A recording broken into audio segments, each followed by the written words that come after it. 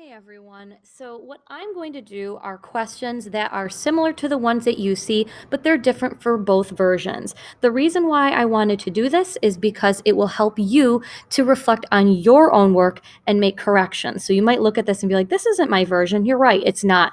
But all of these questions are very similar. They're just maybe like numbers changed. So, when I go through this, you should look at your work and see, okay, how can I fix my work by what I just said? All right, number one, it says state the vertex. For the most part, number one looked really good. The things that I saw that might have been areas of like confusion, people were maybe using the y-intercept as a vertex and not being careful with the signs in part B. But when we're looking for the vertex, we're looking for the turning point. Mainly, we're looking at the y values to have this nice pretty pattern. So the 7s match up, the 4s match up, the vertex falls right in the middle. So the vertex is the point -2, 8. We pull it right from the table. Now B is written in vertex form, so we are just going to pull the vertex from that, and that's the point -5, -12. Remember, this sign is always opposite because it does the opposite when we're dealing with shifting. So that's actually 5 to the left and 12 down. When I'm looking at question number 2, increasing and decreasing intervals. I'm really happy to see that most of you only looked at the x-axis. Remember, we don't want to look at the y numbers. If you did, that's where danger happened. And since we're only looking for where the graph is going up, the graph goes up all the way until the turning point, which is right here, the vertex. And since we're only looking at the x values, it's only going to increase from 0 to 3. You can write this in different notations. I think that this is the easiest one because some people did some weird things with putting like an inequality symbol instead of 2, and you lost a point because the notation was weird. Another way that you could write it was 0 is less than x is less than 3. You could have also written it as 0 to 3 with brackets or parentheses. It didn't matter. You could have also put less than or equal to. I say go with this method, putting the word to in the middle because that's what the Regents accepts, and I think it's the easiest to see. All right, number 3, we want to find a concave up parabola that has a vertex at 2, 5. So in my brain, I'm thinking, yeah, I definitely want to put this in vertex form. So I'm going to look to see what my vertex form will be. It's going to be something like this. So if it's concave up, it's going to be positive. You did not have to write this in there, but if you did, that's fine. If it said concave down, that plus sign would have been a minus. If it's a shift of 2 to the right, it would be -2 for the same reasoning as question number 1 above, and plus 5. Another thing in 1B and 3, basically when you were done with 3, you could have graphed it on your calculator and checked to make sure you had a parabola with a vertex at 2, 5. And then B, even better, if you weren't sure if the sign flipped, graph it and find it on your calculator. B should have been a question that no one got incorrect. If you used your technology to check, that could have gotten you the answer very easily. And the same thing with number 3. That's another calculator question. Number 4, also another calculator question for the most part. So you could look at the answers and kind of use those answers to go backwards. As long as you know that zeros are the x values of the x-intercepts, the place where it crosses the x-axis, you're in good shape. To show it algebraically, however, we need to factor. And the reason why we know how to factor that we need to factor is because this only went up to 6.5, this quiz. Okay, so we're going to turn f of x equal to 0. We're going to make it become 0. And then we need to find two numbers that multiply to -18 but add to -7 using that box method. And those numbers would be -9 and +2. Then we're going to set up our t-chart and set both of those factors equal to 0. And then we're going to solve for x. If I add 9 to both sides, I get x equals +9. If I subtract 2 from both sides, I get x is equal to -2. Moving on to 5, we want to find the key features of f of x. For the most part, this was either you understood it, or you had a lot of issues with notation. And that was something that we talked about, but some of you unfortunately lost a lot of points because you weren't being careful. So this is the point 1, 2, 1, 2, 3, 4, 5, 6, 7, 8, 9. So the vertex is at the point 2, -9 in this example. Notice how I use parentheses. Notice how it's a point. The roots are not points. The roots are x values. Some people wrote those as coordinates. This is x equals -1 and x equals 1, 2, 3, 4, +5. Notice how the signs don't change. It is what it is. The y-intercept is a point, 0 or 0, -1, -2, -3, -4, -5. So this is at the point 0, -5, and the axis of symmetry passes right through the vertex, and it's always x equals, I guess I should have changed colors on that one, but you guys get the picture. X equals, where is it crossing? It's crossing the x-axis at 2. Another way you can think about it, it's the x value of the vertex. So when I'm dealing with the equation, first of all, we're writing it as f of x. I wasn't very picky if I saw y's, but it did tell us that the function is f of x, so let's use it. I have a couple different options for writing the equation. Some of you chose the vertex form, which is great. If you chose a vertex form, you're going to use the roots to help you. And remember, the factors are the opposite signs of the zeros. Some of you wanted to write it in vertex form, and that's when you want to write it in the shifted format. So we're dealing with this where we got to plop a number in there and there. And in this case, we're using the vertex, so that would be 2 to the right and 9 down. My range. A lot of people made a mistake with this. Remember, the range is all the y values. Notice how my y values go all the way down to -9, and they're all above that. So if I want to talk about the range, I would say all my y values, I use y to represent that, have to be bigger than or equal to -9. All right, moving on to number 6. You either understood this one or you crashed and burned, or there were very few people who just made an error here and there. So there are 4 changes that happened. Here's one of them. Here's another one. Here's another one. And there's another one. So the negative flips over the x-axis.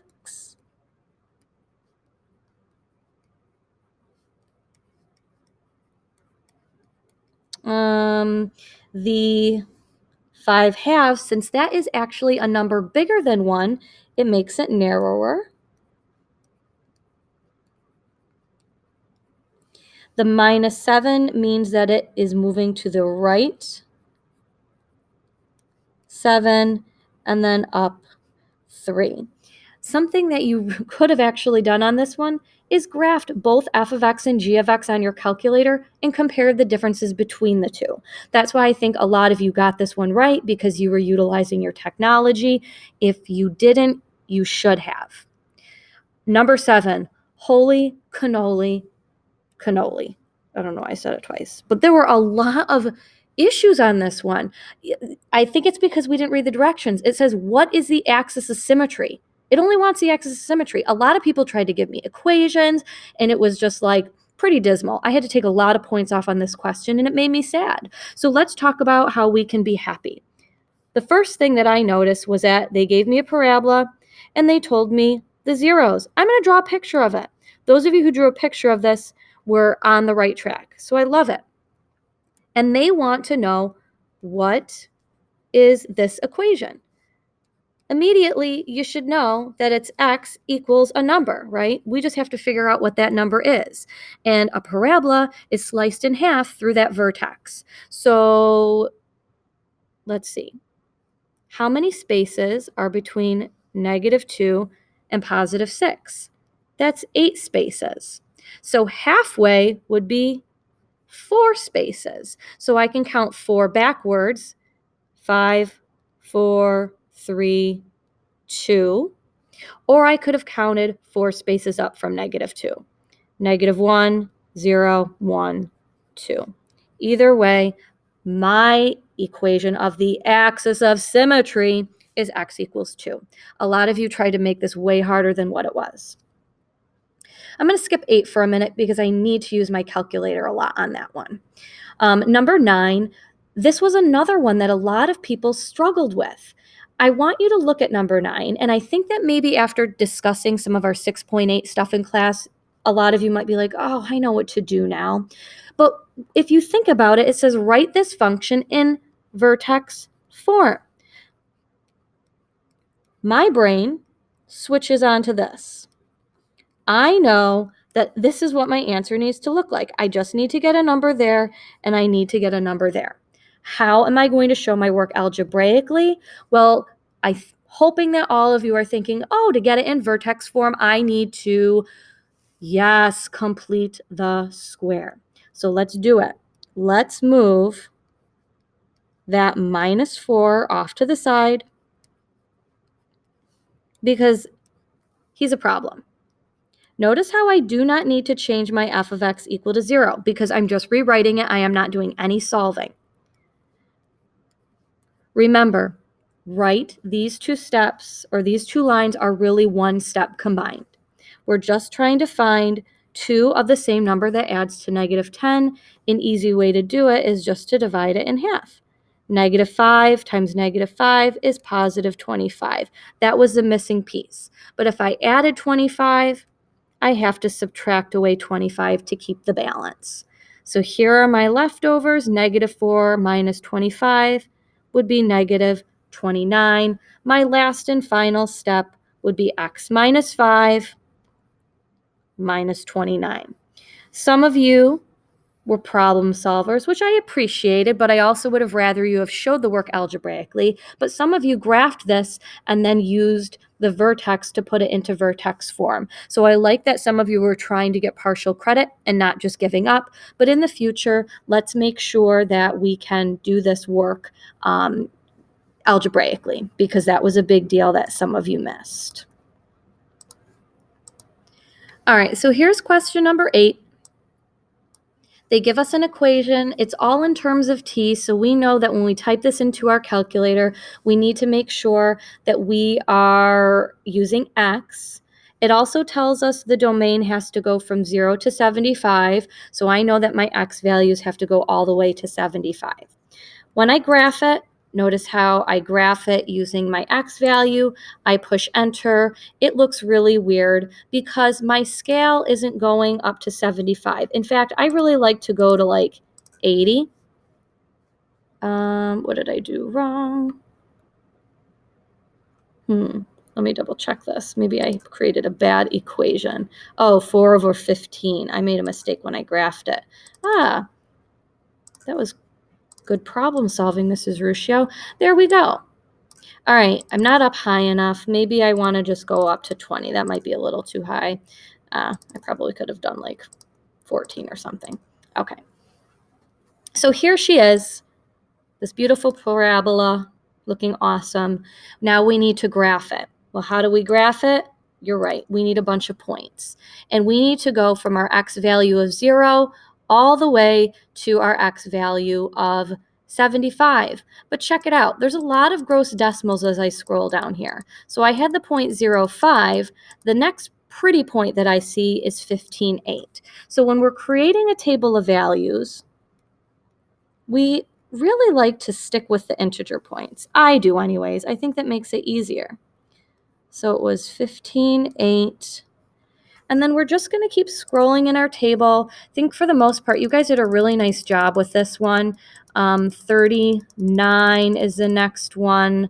45, 8. So 39, 45, 8. Some of you actually see the pattern here and carry on with it. And then 75, I would guess. Oops, I went to the wrong page. There's my 65 that I knew about, and then 75, 0. Okay, So now I need to pick a scale. My x values only have to go up to 9. So I think I can just count by ones. Yeah, perfect. Let's make it a scale of 1.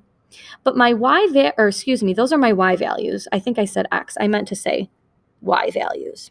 Now my x values, on the other hand, have to go all the way up to 75. So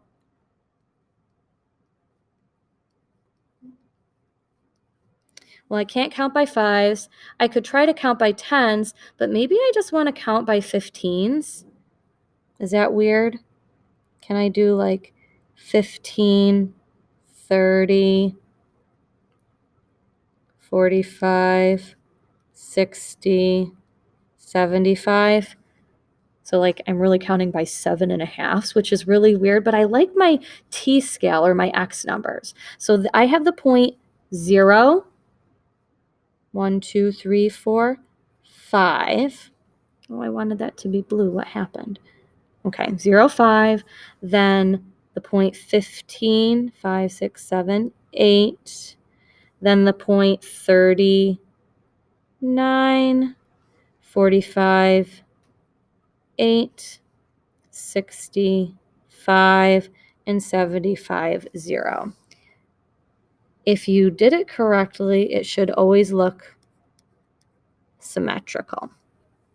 Now, if I want to find the vertex, I can either get it by looking at the table or the graph. Remember, the vertex is a point. And then it says we need to interpret what it means in the context of the problem. This is where a lot of people missed credit. We talked about this in class. I'll talk about it again. You have to talk about both numbers, use units, and relate them back to the problem. So after 30 seconds, the object, we don't know what it is, reached its maximum height